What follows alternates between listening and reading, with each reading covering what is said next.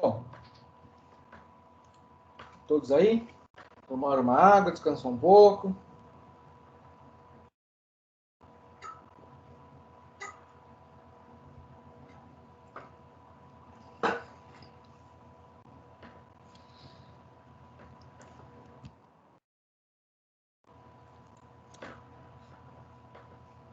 Vocês estão vendo a minha tela do texto aí? Do artigo? Tá, obrigado. Bom, todas as empresas, né, de acordo com a Cristina Luca, né, a reportagem dela, foi publicado esse artigo no canal Tilt, né, do UOL, e todas as empresas deverão ter um encarregado de proteção de dados pessoais. Isso tem muito a ver também com a LGPD, né?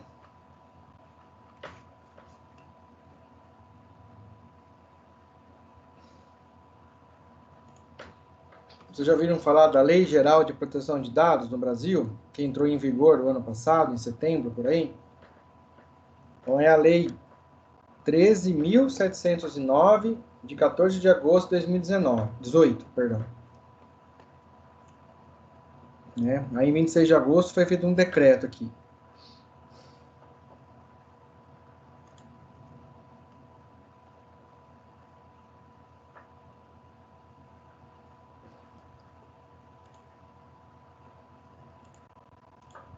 Sim, ó, joia.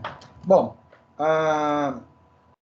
é que a gente percebe que nesse ramo de computação, né, de informática, algumas profissões têm se retransformado, não só na questão das profissões de computação, mas também na vida de modo em geral, né?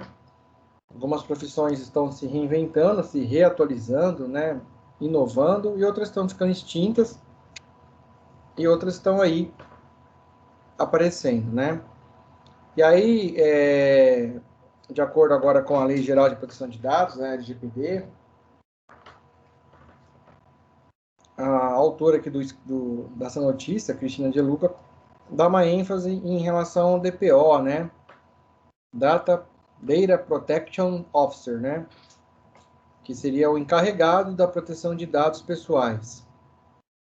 Tá? E aqui ela costuma apontar aqui, né, dando uma lida aqui, né? Conforme a LGPD, um DPO é alguém que cuida da proteção de dados pessoais dos cidadãos, com autonomia para fiscalizar o tratamento que as instituições fazem desses dados e habilidades para ser a interface entre as instituições e as autoridades, e os titulares dos dados cidadãos. A gente viu que não é antigo, né, a profissão, de acordo com a Lei Geral de Proteção de Dados da Alemanha, tá? Mas é uma profissão que tem aí se destacado mais ainda agora com o em vigor da LGPD. O DPO precisa atuar em várias frentes, desde orientar o controlador, a quem compete as decisões referentes ao tratamento de dados pessoais, a estar em conformidade com a lei, até conscientizar todos os funcionários e parceiros sobre a importância da proteção e de tratamento adequado dos dados pessoais. É uma espécie de guardião encarregado da disseminação da cultura de proteção de dados dentro das organizações, da adequação delas ao que se estabelece a lei. Em seu trabalho, ele auxilia as instituições a se adaptar os seus processos para garantir o uso correto e seguro dos dados pessoais sob a sua tutela. Esse papel da construção, né, conforme diz Núria, né, abre aspas, esse papel de construção da cultura de proteção de dados dentro das instituições ficou muito forte aqui na LGPD, fecha aspas. Bom, hoje em dia nós sabemos que existem, a maioria dos sites, né, coletam dados pessoais, e não é de agora, E vocês perceberam que nesses últimos 2 anos, né, como a inovação da internet, HTML5, as versões da internet também foram melhorando, né, os sites começaram a questionar, a perguntar para a gente, quando a gente acessa, que ele coloca alguns cookies no nosso computador para coletar alguns tipos de dados. Alguns sites não deixam a gente dar ok, dar não, né? A maioria força dar um ok para aceitar. Alguns sites disponibilizam uma engrenaginha lá para configurar quais são os cookies que eu quero que pega de mim ou não, permitem coletar. E alguns eles nem perguntam mais, não perguntam ainda, né? Isso faz parte dessa questão de proteção de dados pessoais. A gente sabe que isso não é de agora, essa coletagem, essa colheita, perdão, de dados, né, de cookies pessoais do nosso computador. Imagina quantos dados já foram coletados para depois gerar aí propagandas, marketing de forma abusiva. Tá?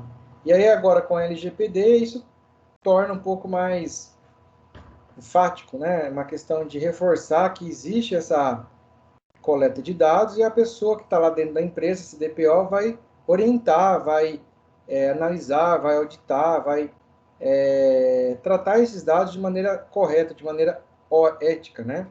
Para que a empresa não faça um abuso de tudo isso, venda no mercado negro, proteja, coloque medidas de proteção, faça com que esses dados não sejam terceirizados, não sejam vendidos de maneira ilegal, né, de maneira comercializada. Então, vocês começam a perceber que isso hoje, né, a informação, né, como a gente estava falando no começo da aula, ela é muito importante e já vale muito dinheiro. Né? Então, seria aqueles ativos primários lá. E aí, quando você começa a tratar de informações que você coletou por meio dos seus sites de compra, dados que não são seus, né, que são de seus clientes, e aí você pega esses dados e começa a ganhar dinheiro em cima dele também, né? Imagina o quanto vai gerar de lucro para uma empresa de forma ilegal também, né? Você coleta esses dados, vende para outras empresas parceiras, e os seus clientes nem sabem que esses dados foram vendidos, né? No começo, talvez dados, assim, né? Dados de forma de dar esses dados, né? Então, essa LGPD veio para isso, essa não é a LGPD veio para isso, e esse DPO também vem aí fazer esse meio campo, né? A interface entre empresas e clientes. Vocês percebem que, além do conhecimento de segurança, vocês acham que essa profissão ela é mais voltada para tecnologia ou mais para gestão? Quem leu?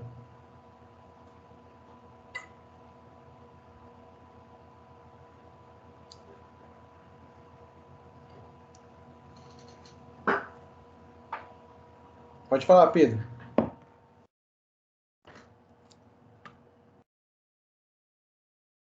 Pedro levantou a mão, quer falar alguma coisa?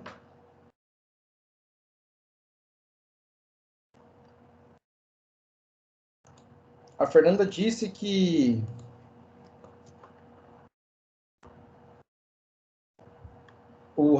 primeiro foi o André. O André disse que é gestão. A Fernanda disse que é os dois. O Luan acha que é gestão. O André disse que é capaz até de terem advogados preenchendo essa função. Eu também acredito que seja mais gestão, né? Aí 70% de gestão também. Os dois, Fer, seria assim, interessante, claro, complementa. Mas para começar numa função dessa, além dessa gestão administrativa, é engajado no que o André falou aqui, advogados, né? Não sei se vocês perceberam numa parte do texto, tomar cuidado que cursos, né, instituições aí de cursos já estão oferecendo cursos para esse tipo de profissão. Porém, às vezes a instituição nem está preparada ainda para oferecer esse tipo de curso, né? Para ser um DPO. Mas, assim, acredito que tem que ter um conhecimento maior, prioritário em gestão administrativa, porém baseada totalmente em meios legais, em normas, principalmente na LGPD, no Marco Civil da Internet, direitos do consumidor, direitos e proteção do consumidor, né? Tudo relacionado ao órgão que toma conta do consumidor e na legalidade do que a empresa pode ou não fazer, né? Ou alguém quer complementar o que eu falei? Alguém é contra o que eu falei, quer argumentar? Entendeu, Fer? Isso, realmente, quem tem um pé nisso, o André, é advogado, né? Hoje a gente sabe que existe uma nova faculdade aí, que as faculdades de direito, elas estão unificando o direito digital, né? Ou melhor, eles estão modificando as suas grades, os seus conteúdos, seus programas de formação em advocacia, de advogados, elas estão incluindo no seu conteúdo nas suas grades curriculares, disciplinas que estão relacionadas à informática, mas não para aprender informática, assim, em questões de segurança, em questões, parte mais teórica, conceitual, que toma conta aí da computação e principalmente da proteção de dados, né? Uma vez, em um evento, um advogado disse assim: as leis que não existem ainda específicas para problemas de privacidade, de vazamento de dados, se valia da lei que existe atualmente civil, né? Houve um roubo de computador, então é um furto, houve relacionado a um meio físico, né? Vazamento de dados, de nudes, de fotos íntimas, sem consentimento da pessoa. É a mesma coisa que vale para uma pessoa pegar uma foto íntima de alguém e sair no meio da rua mostrando para todo mundo. Até que essas leis não sejam recriadas, atualizadas, né, e aplicadas a esse meio digital, vale a lei que já existe, né? Então, assim, eu acredito que seja uma nova profissão. Já aí algumas empresas mais sérias, maiores, já tem essa pessoa que trabalha com esse tipo, tá? E a gente sabe que hoje existe muita ciência de dados, né? Então, além de ter essa pessoa trabalhando nessa profissão, existe também o cientista de dados, que é um pouco, já aí não é tão, é novo, mas não é também assim, 2 anos, 3, né? Já vem de anos aí, 5, 6 anos aí que se concretizou mais. E aí, essa pessoa trazendo esse conhecimento técnico de aplicar esses algoritmos, essas mineração de dados, tem que estar muito ligado aí com o aval desse DPO, né? Alguém mais quer comentar sobre isso, sobre o texto? O que vocês acharam de interessante no texto? Trouxe alguma coisa de dúvida, de insights, assim?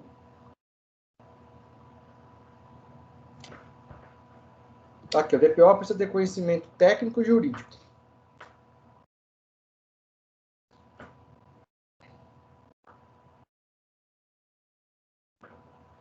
Especialmente todos os setores, né? Ele toca todas as equipes da organização, como a gente falou, aquela hora, né, do profissional de segurança de informação, tem que conhecer todas as equipes, especialmente todos os setores que lidam com dados pessoais, considerado qualquer dado que possa identificar potencialmente uma pessoa.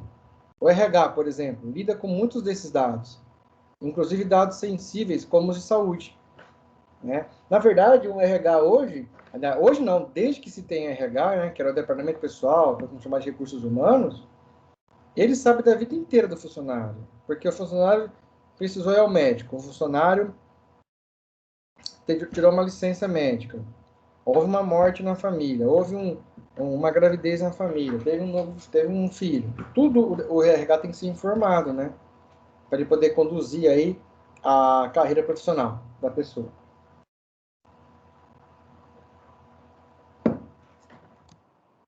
Quem quer café?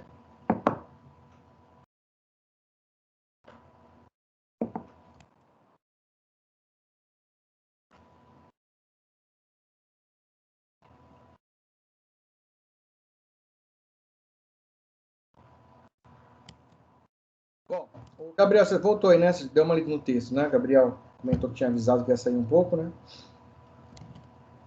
O que mais, pessoal? A gente pode discutir sobre isso aqui.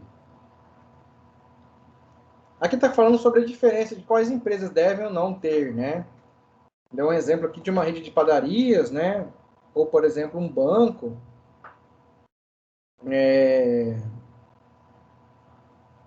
ou na área de saúde, né? Eu trabalhei muitos anos na área de saúde e a gente sabe que, ainda mais que eu trabalhava na TI, a gente sabe que ali você tem documentos, você tem dados, perdão, né? Documentos não, mas dados, informações a respeito de muitos dos seus clientes, que se você quiser fazer um select ali e verificar quais são os pacientes que têm um determinado tipo de enfermidade, de uma doença crônica, né?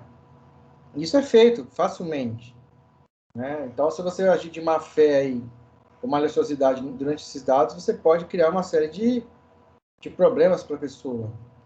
Uma coisa que é fato, que os planos de saúde sempre fazem, têm feito cada vez mais, tá? É a questão da medicina preventiva. Então, a pessoa que trabalha na área do setor de medicina preventiva, o que é medicina preventiva? É você ter um mapeamento, primeiro você organiza quais são as doenças que mais matam, que mais internam pessoas, né? E tem dois viés isso, né? São dois viés aí. Tem o viés econômico e tem o viés de prevenção. Desculpa. Só que o plano de saúde pensa no econômico também, né? Quanto mais paciente internado, quanto mais paciente fazendo exame, mais dinheiro ele gasta com o paciente, com o seu beneficiário. Porém, quanto mais vida ele salvar, mais usuário ele vai ter e tudo mais. Mas é importante importante recuperar as vidas. Mas, nesse caso, quando você trabalha com medicina preventiva, você vai fazer um mapeamento de, por exemplo, quais são as doenças que mais levam as pessoas a serem internadas? Vamos falar lá, cardiologia, coração, câncer, diabetes,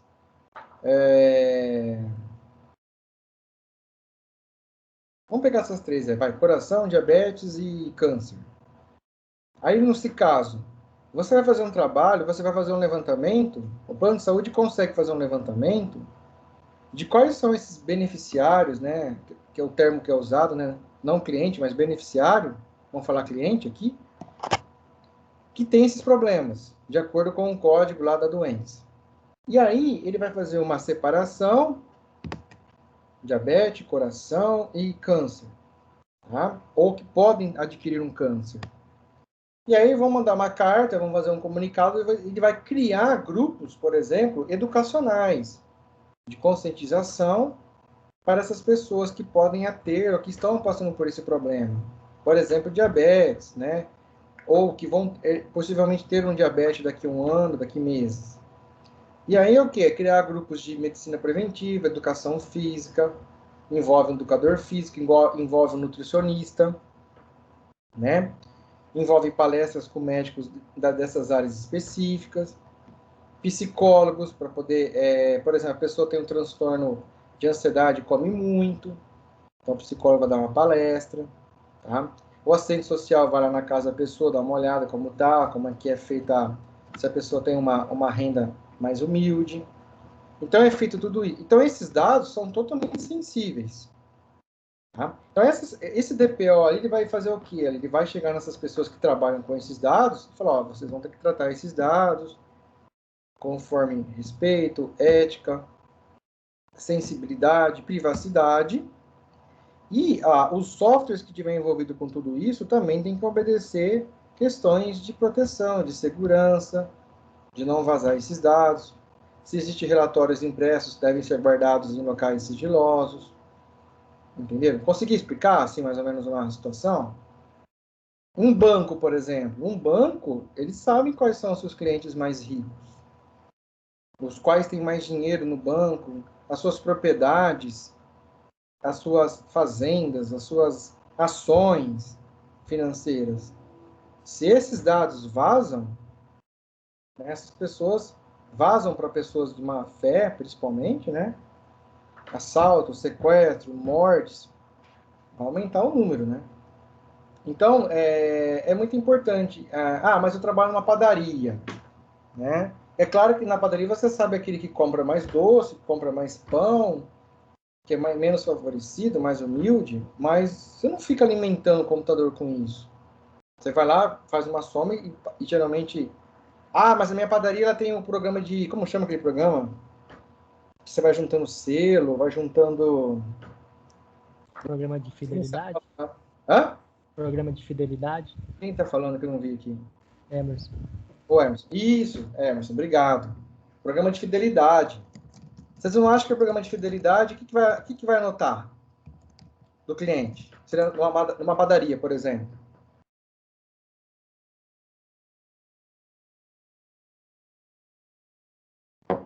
O que o programa de fidelidade da padaria vai fazer para poder conhecer melhor o cliente e avisá-lo?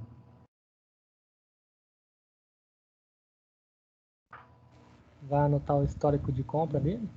De compra. Vai ter que ter um CPF ali, talvez, né? O endereço de correspondência eletrônico ou físico, né? Para poder mandar um folder. E aí vai ter o histórico de compra, né? Aí vocês acham que isso é dado sensível ou não?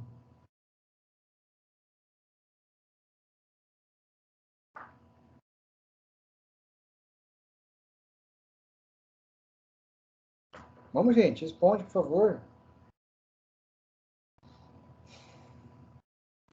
Acho que no caso o CPF seria. Agora o histórico de compra eu não tenho certeza se seria. Dependendo do que ele compra na padaria também. Tá, o Emerson falou que é o CPF. Quem acha que o que ele compra e come na padaria é sensível ou não? Eu acho que um pouco é, sim. Quem acha que não é? Que seja um pouco, Luan.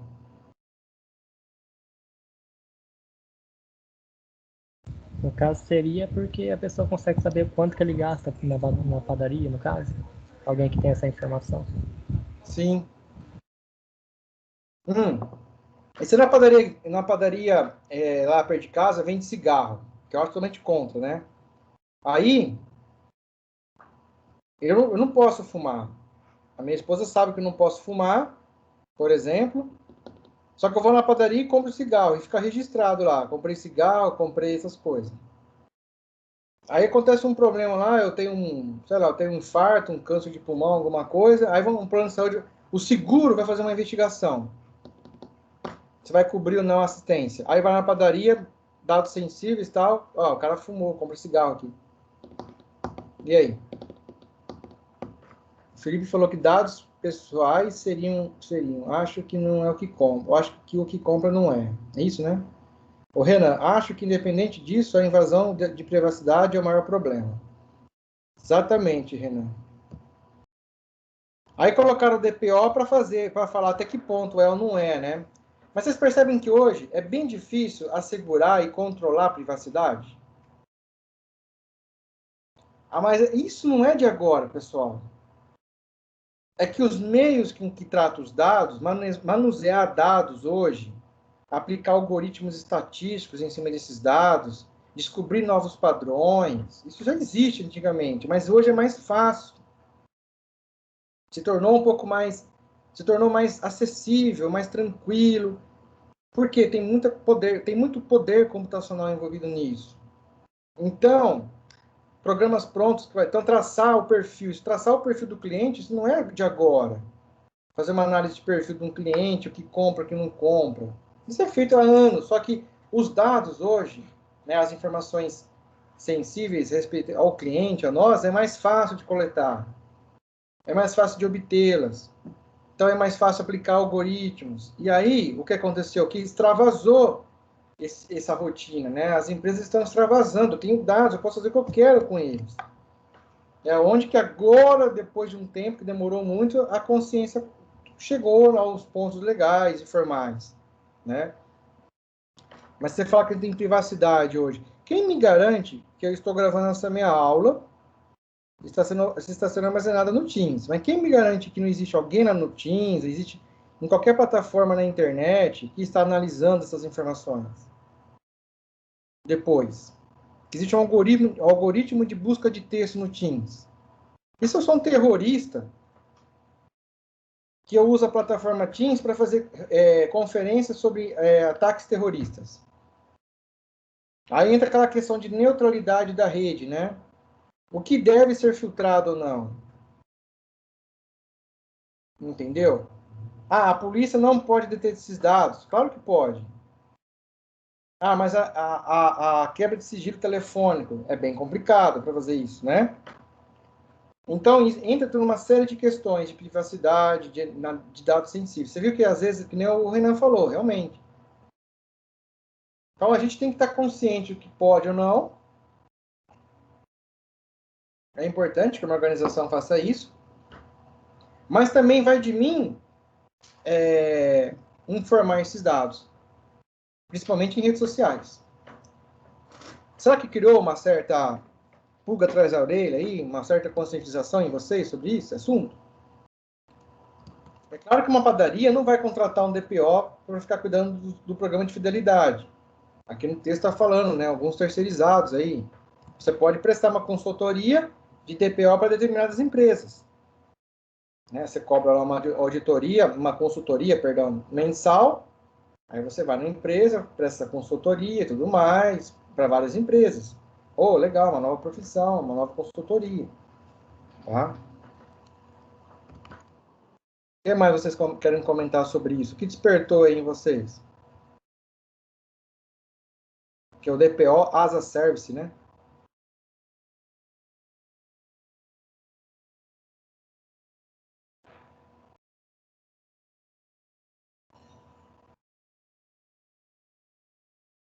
Mais algo, pessoal?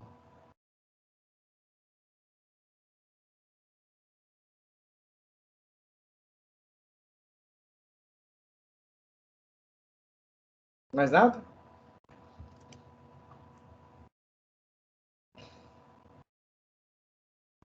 Hoje vocês estão bem quietos, hein? Na primeira hora vocês conversaram mais.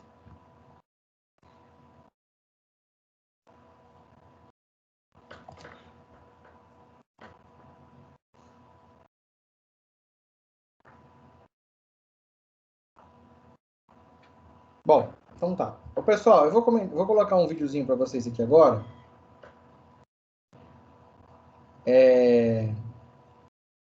A respeito de um tema chamado engenharia social. Isso faz muito parte da área de segurança e também a gente vai comentar quando chegar lá em Pentest, né, que é um processo que faz parte do Pentest. Mas eu gostaria de colocar já um pouquinho, de anteceder um pouquinho essa parte sobre esses dois videozinhos, um do Google e um do DataSUS, sobre o conceito, né, e a técnica de engenharia social. Uma das pessoas que criou isso aí foi o Mitnick, né, aquele hacker lá famoso, né, o Mitnick, que é a arte de enganar, né, naquele livro dele, né. Então eu vou colocar para vocês um videozinho para a gente poder dar uma refletida aí. Mais conscientização, mais educacional, tá?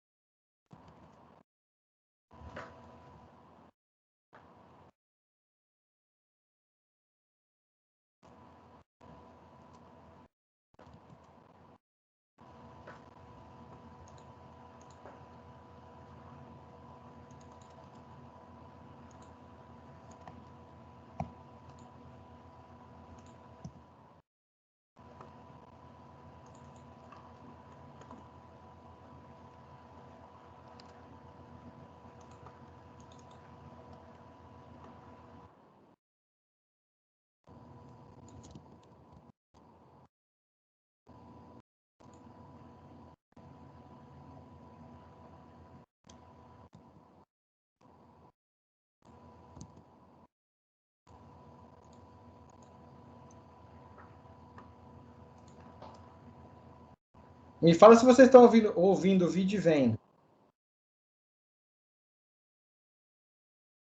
Então, O áudio não tá saindo, professor. o áudio não tá? Não. Acho que eu esqueci de colocar aqui.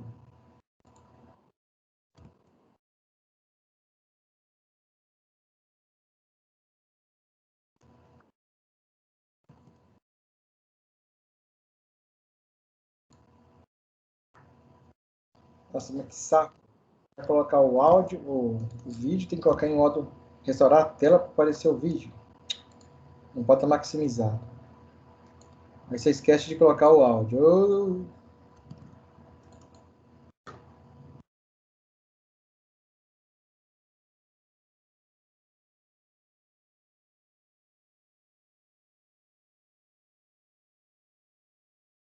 Vi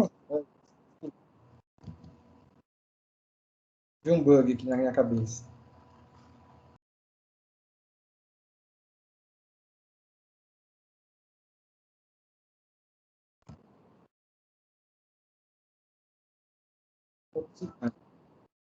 Provavelmente seja diferente. Você Estão sabe. ouvindo agora? Estão vendo? Agora sim. Desculpa que eu confundi aqui. Aí, vamos lá. Eu tenho que colocar o vídeo no modo restaurado a tela, não pode colocar maximizado, eu tenho que habilitar o som antes. E qual é um dos itens mais importantes? Você sabe qual é um dos itens mais importantes do kit de ferramentas de um hacker? Imaginou algo como isso? Ou isso? Pois é, a resposta provavelmente seja diferente do que você pensou. É a engenharia social. Um hacker que ficou conhecido nos anos 90 costumava dizer que a melhor maneira de conseguir uma informação é perguntando.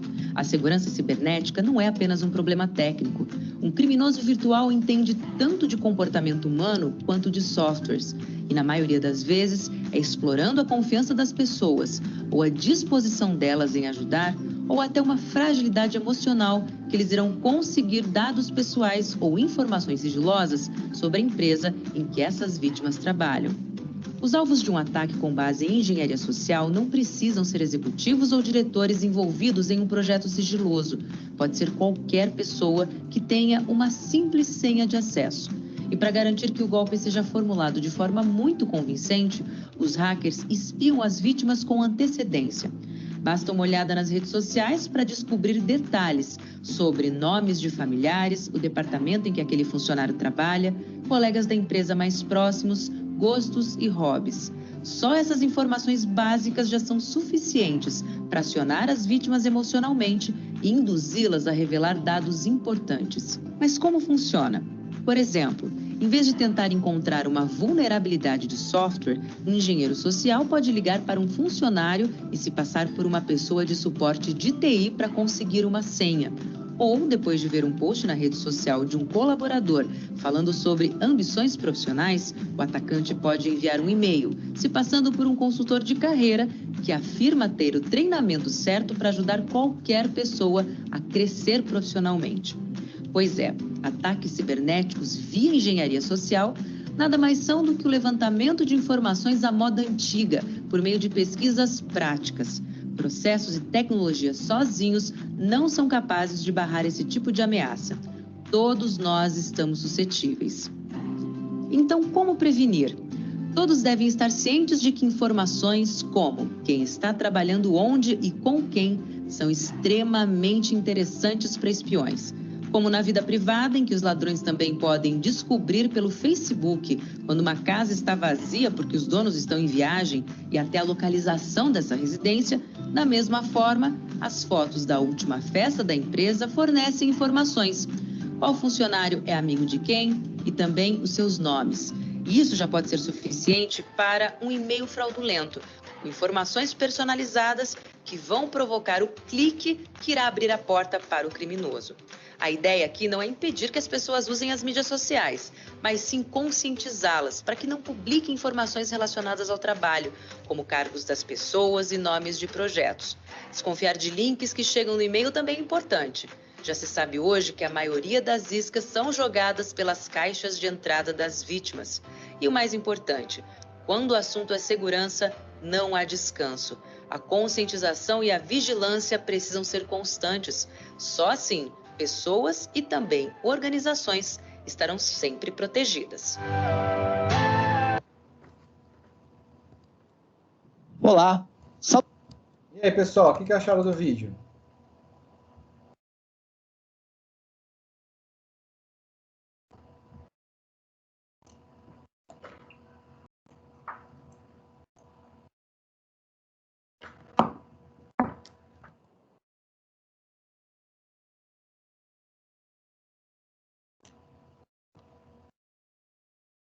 Pessoal, estão ouvindo? Tá. Legal. Vocês viram, então, que a engenharia social, né, é uma das primeiras ações aí, que quando a gente quer montar um know-how aí de todo patamar de todo um relatório completo daquela pessoa, daquela vítima, daquela organização.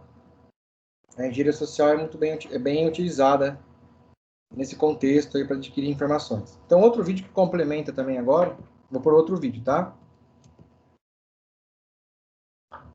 Esse é do Google. Do mesmo tema de assunto.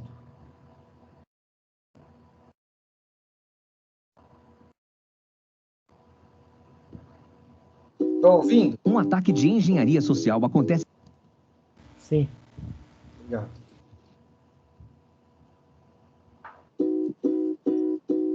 Um ataque de engenharia social acontece quando alguém tenta induzir você a fazer algo perigoso, como fazer o download de um software malicioso ou compartilhar informações pessoais, como, por exemplo, seu nome de usuário ou senha, ou os detalhes do seu cartão de crédito.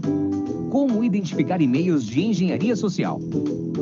Os ataques de engenharia social geralmente acontecem por meio de e-mails, anúncios ou em websites que se parecem com os que você já usa.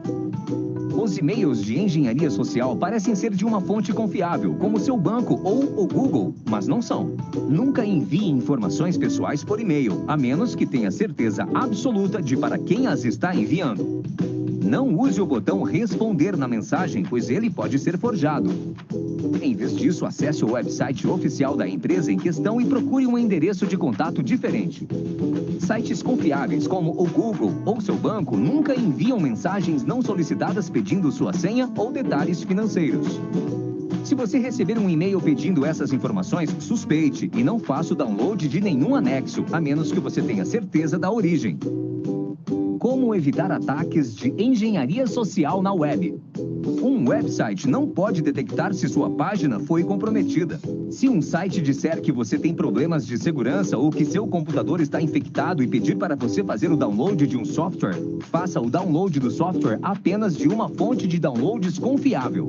Quando acessar uma página da web, preste muita atenção ao URL da página. Frequentemente, os invasores farão esse URL ficar parecido com um site de verdade. Antes de digitar informações pessoais em uma página da web, verifique o URL para se certificar de que ele comece com HTTPS. O S indica que a conexão é criptografada e segura.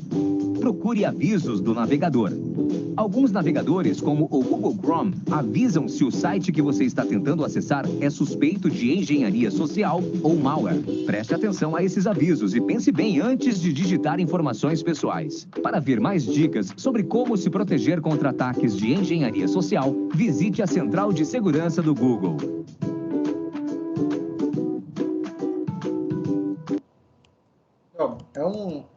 É um vídeo ajuda a complementar o outro, né? É interessante esse vídeo do Google aí também e do DataSUS, né? Os dois brasileiros, para poder conscientização e educação. Claro. Ô, professor, posso comentar uma coisa? Sim? Eu tava vendo esses, assim, né, a longo prazo, na verdade, que, cara, hoje em dia essa questão da HTTPS, de certa forma, assim, nesse exemplo que ele deu mesmo, não serve de muito, né? Por conta do quê? Hoje em dia, para comprar um certificado e adicionar numa página, pode ser muito bem uma página que tenha má intenções e ela vai estar lá, sim, né, com esse SSL. E uma coisa que me deixa, assim, muito indignado, professor, é perceber que, assim, direto, assim, eu vejo que no Facebook aparece anúncios patrocinados de um site, mais uma vez eu já vi que ele se passa pela Americanas, tem um HTTPS, porém aquele detalhe, a URL dele não corresponde com o site Americanas, ele é exatamente idêntico. Só que, óbvio, o produto em destaque ali vai ter um preço assim que não condiz com o real, para justamente chamar a atenção ali do usuário. E, cara, a hora que eu olho ali, tipo, geralmente esses sites não tem método de pagamento a não ser uma coisa que é muito visível, mas eu não sei como que tem usuário que cai. Eles nunca deixam pagar no cartão de crédito, que é possível você depois cancelar a compra, né? Sempre boleto, transferência, esse tipo de coisa. Mas eu fico assim abismado de ver que o Facebook não se importa de ter alguém lá patrocinando um golpe, entendeu? É tipo... E eu acho engraçado também que os sites têm SSL, sabe? Eles têm uma aparência, assim, muito boa, porém, a URL não tem como eles clonarem, né? Isso não tem. Ô, Gabriel, teus apontamentos aí foi muito válido. tocou num assunto muito interessante. Realmente, ó, às vezes você tem um certificado digital lá que é falsificado, né? Eu posso deve estar falando uma besteira, mas eu acredito que não seja tão besteira assim, que empresas que são certificados digitais, às vezes elas vendem certificados válidos, mas são maliciosos, né?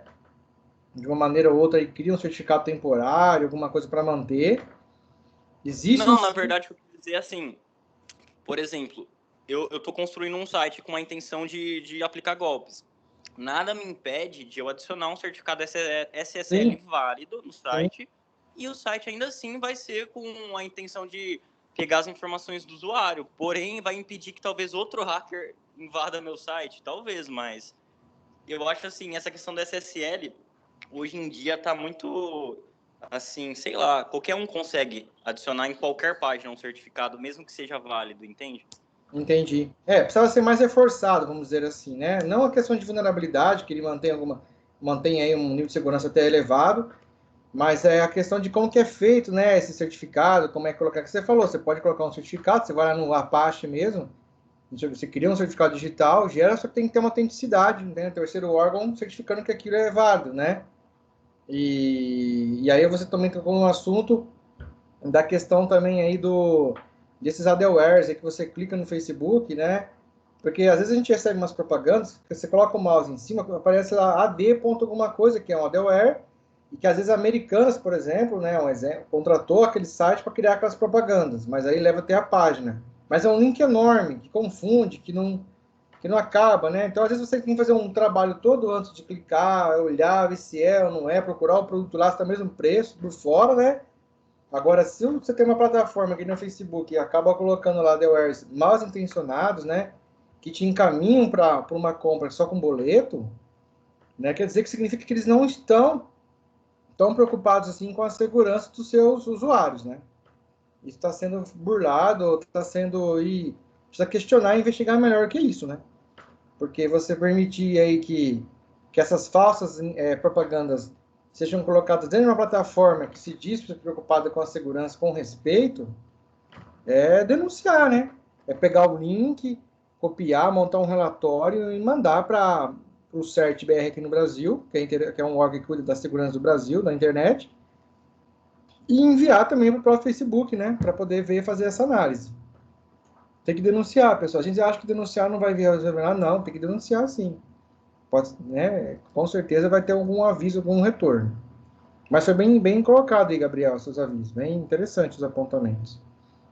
Não dá para ter certeza, né? De você estar aí clicando num link, né? Então é bom. A gente vai falar mais aí para frente sobre certificado digital, tudo mais, na questão criptográfica, de você ver a índole do site, né? Se você está desconfiado, não compre. Não compre, né? Entre em contato com o 0800, envie um e-mail, não compre, né? Porque geralmente a gente é pego sempre naquele momento que a gente está ansioso, principalmente quando a promoção é muito desejada, né?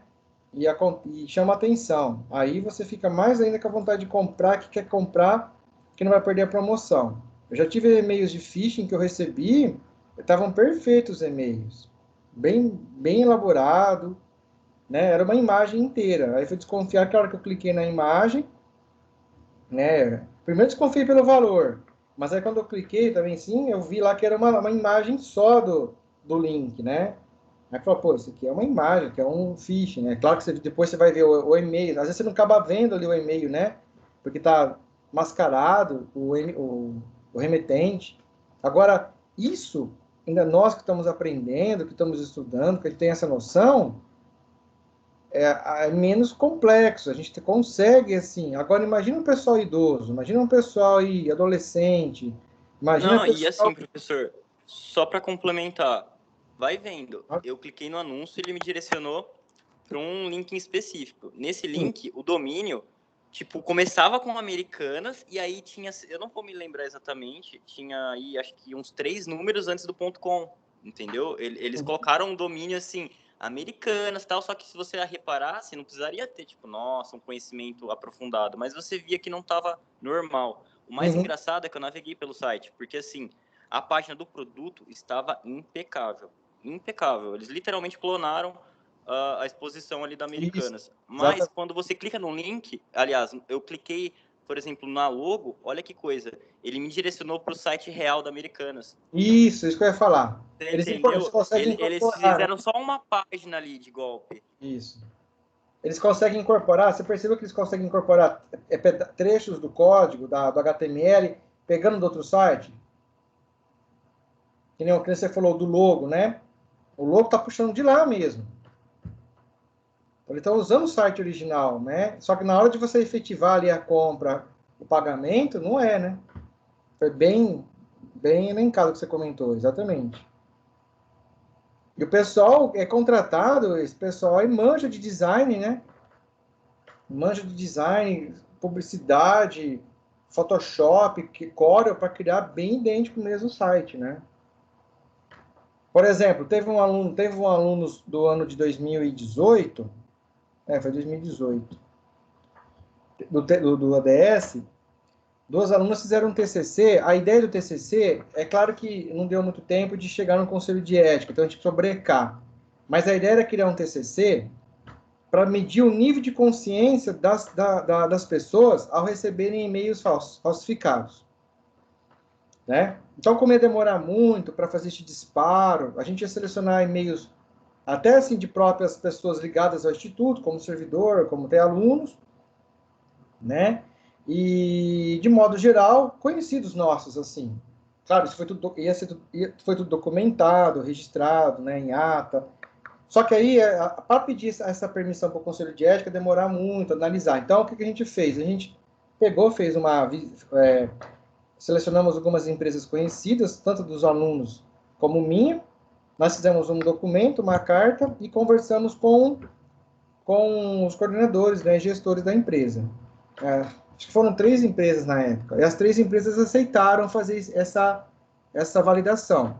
Então, a ideia do TCC era gerar um e-mail phishing, seria mais um spear phishing, né, direcionado.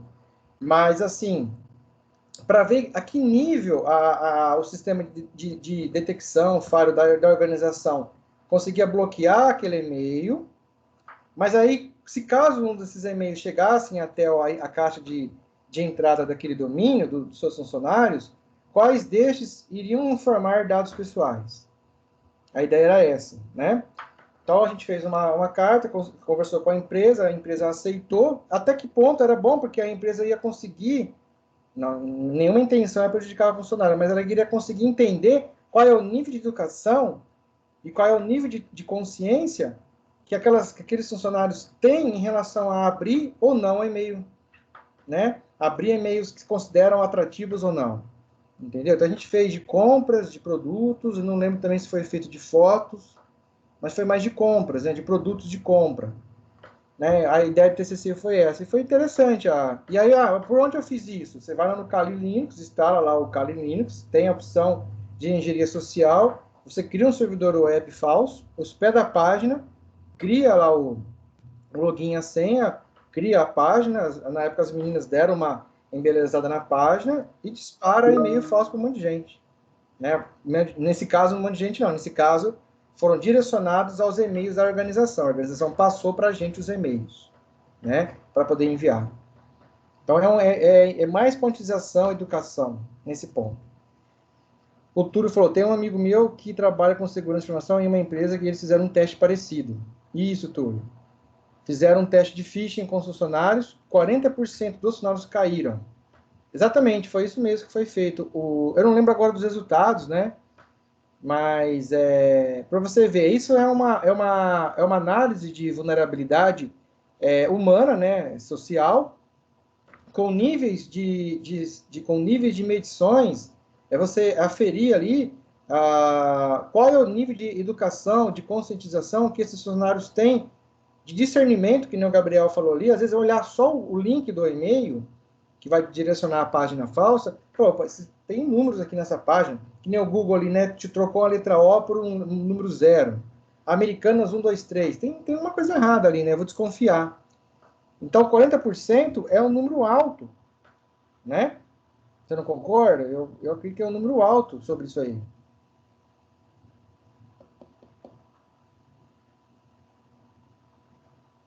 É um número bem alto, né?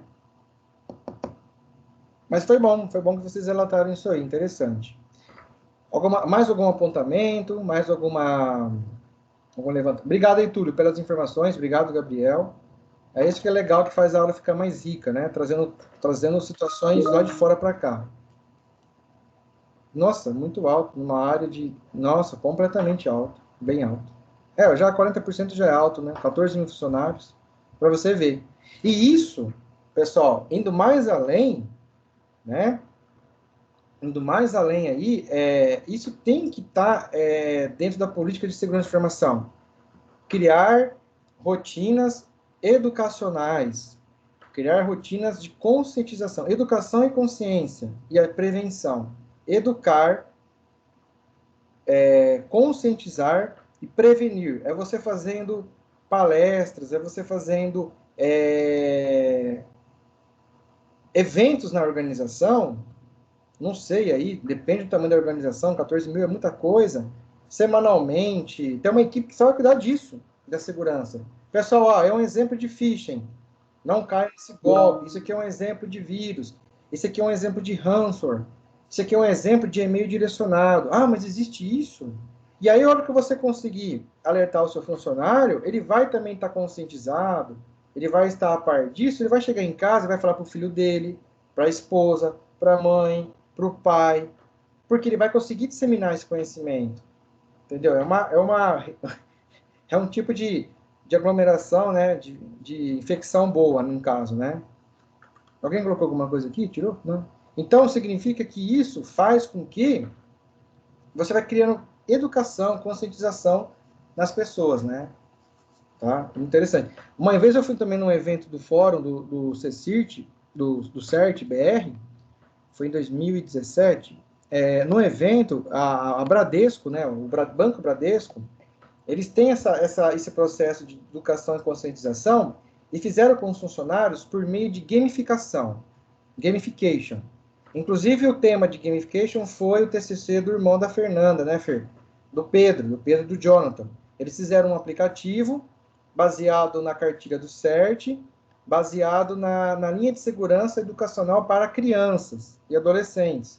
Fizeram um joguinho, um joguinho, e que esse joguinho testava o nível, né, de privacidade, o que eu posso compartilhar ou não, por meio de gamification.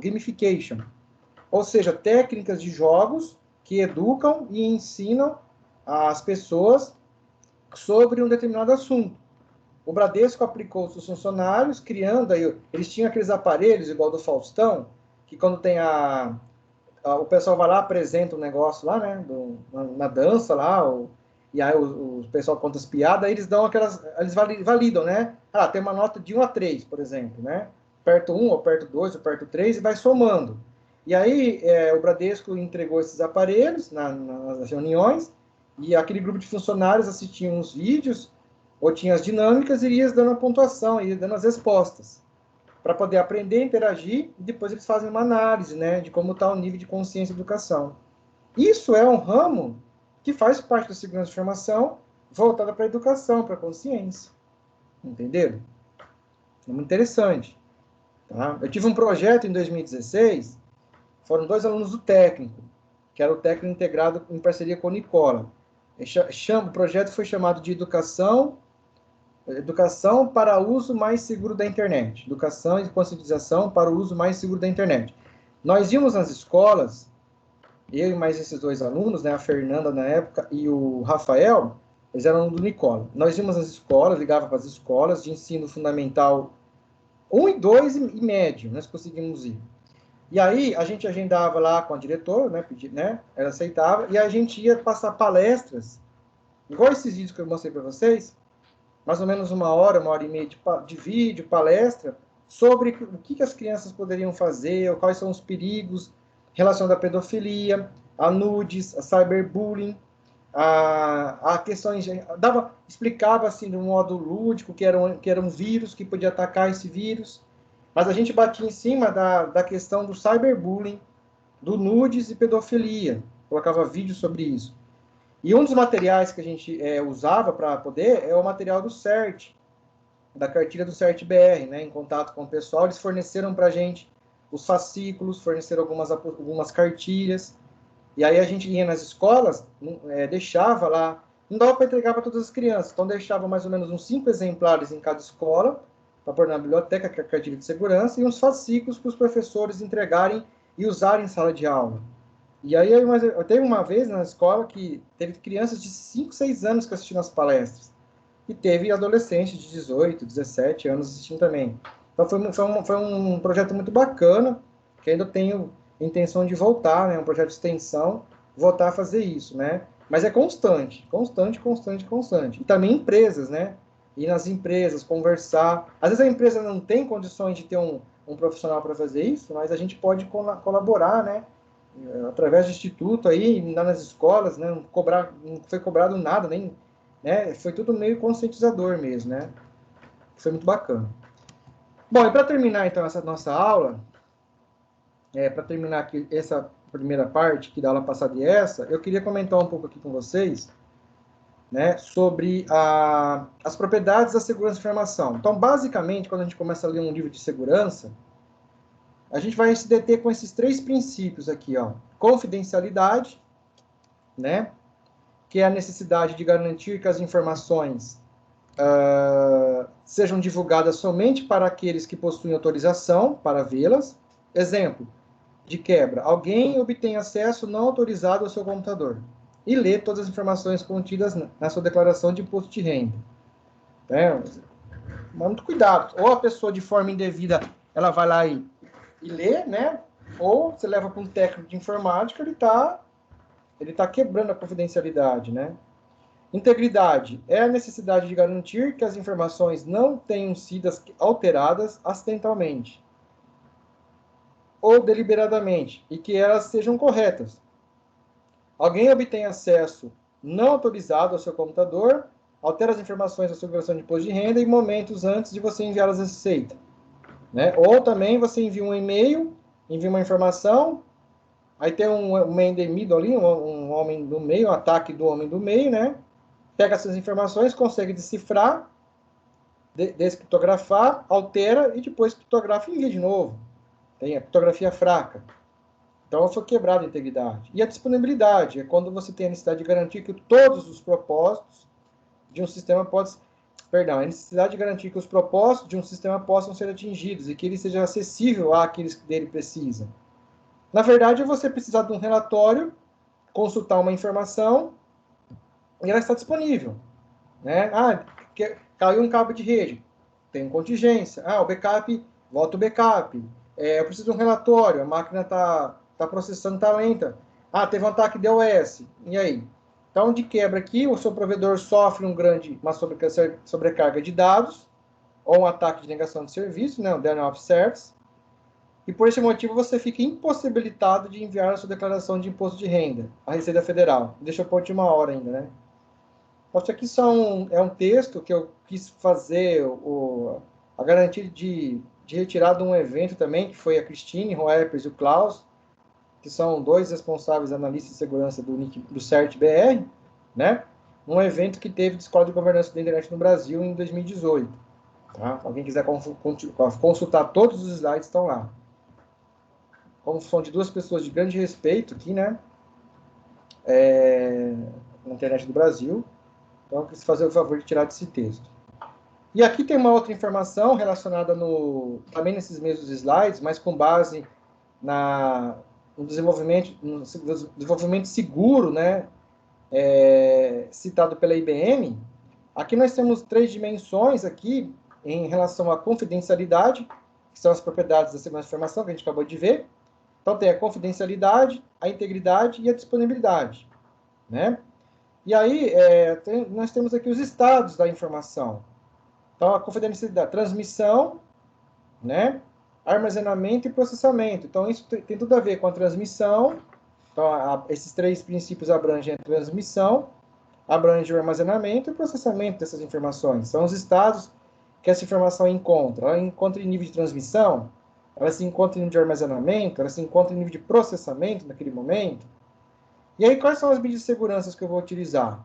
Tecnologias, políticas e procedimentos, e conscientização. Aqui. Conscientização encontra-se também aqui. Nem é nenhuma tecnologia, nem é uma política, né? É a conscientização, né, de tudo isso envolvido com os princípios, né, as propriedades de segurança, os estados que essa informação está e as medidas de segurança. Conseguiram entender esse relacionamento aqui? Entre as propriedades de segurança com estados da informação e medidas de segurança? Esse documento aqui da IBM tem muito a ver, né, falando sobre esse desenvolvimento aqui de técnicas de segurança, né, principalmente voltadas para a programação. Entenderam esse princípio? Esse relacionamento?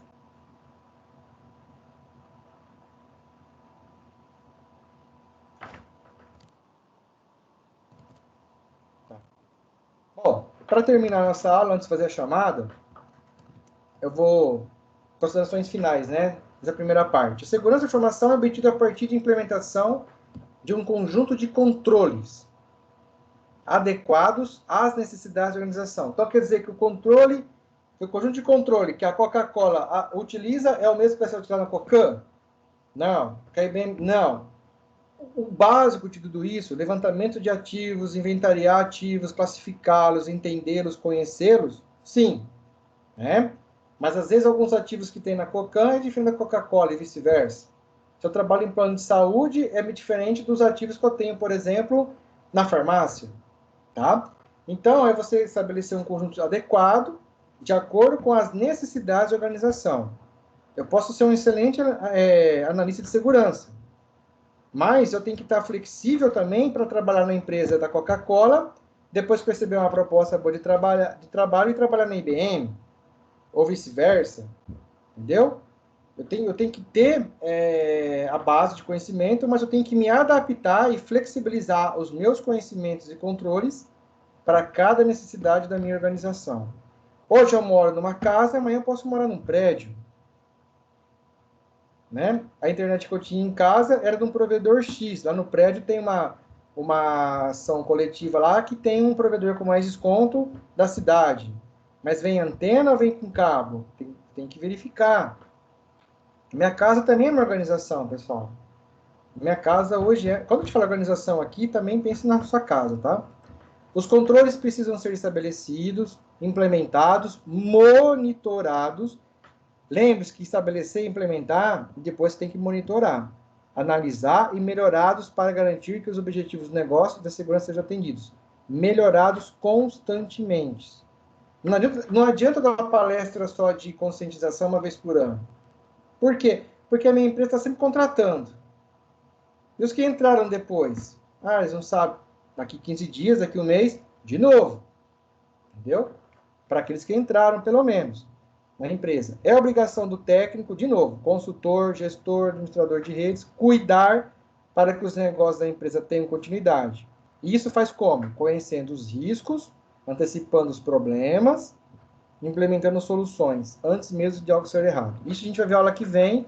A gente vai começar a entrar agora na ISO 27002, na ISO 27005, falar sobre as questões de vulnerabilidade, de ameaças exploram vulnerabilidades, o que é uma ameaça intencional, uma ameaça natural, acidental, né, intencional, negligências.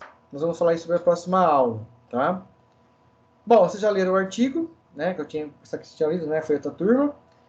E cuidado, né, o profissional de SI tem que ser capaz de reagir e corrigir situações.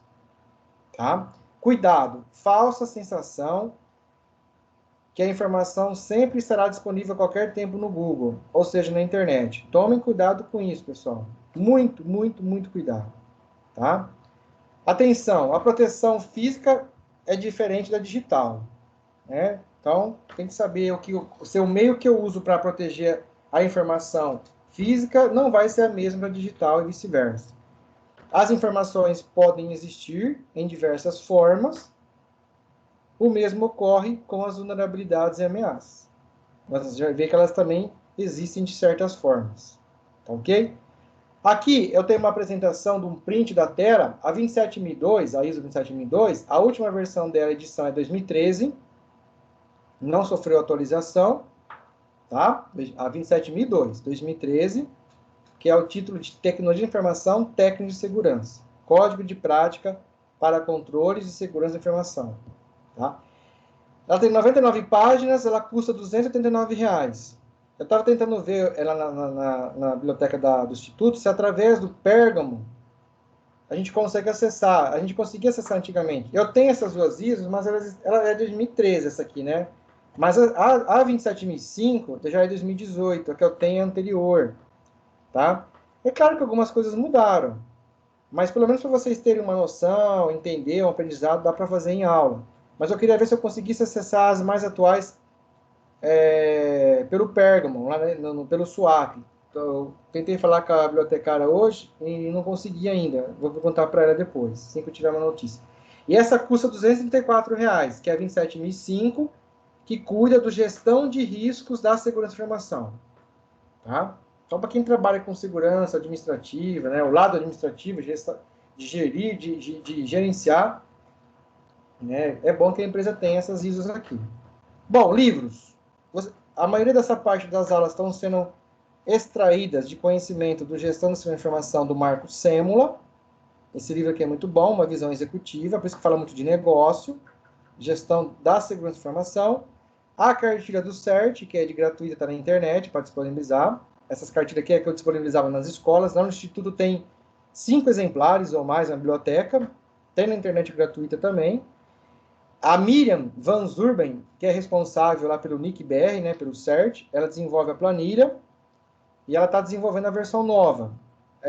E alguns fascículos que fazem parte da planilha também estão sendo atualizados e você consegue encontrar lá no site do CERT-BR, cartilhas.cert.br. Tá? O ASP eu não comentei com vocês ainda, mas como vocês estudam num curso de análise e desenvolvimento de sistemas, já é importante vocês ir procurando entender e se inteirar com o ASP, que cuida das 10 vulnerabilidades mais exploradas na internet, na web, o ASP, tá? E eles estão preocupados agora também com uma documentação para vulnerabilidades em dispositivos móveis. Fizeram aí também. Então é o top 10, né? O top 10, a última versão é 2017, mas ele traz para você quais são as 10 ameaças mais críticas na web, aplicações web. Tá? Depois aqui as referências. Bom, acho que é isso. Vou fazer a chamada aqui de vocês.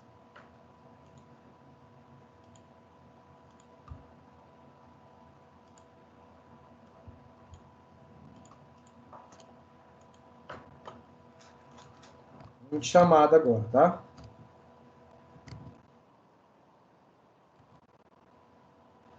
Alex da Silva. Presente. André Carlesse. Presente. Caio. Presente. Emerson. Presente. Felipe. Augusto. Presente. Obrigado. Francisco.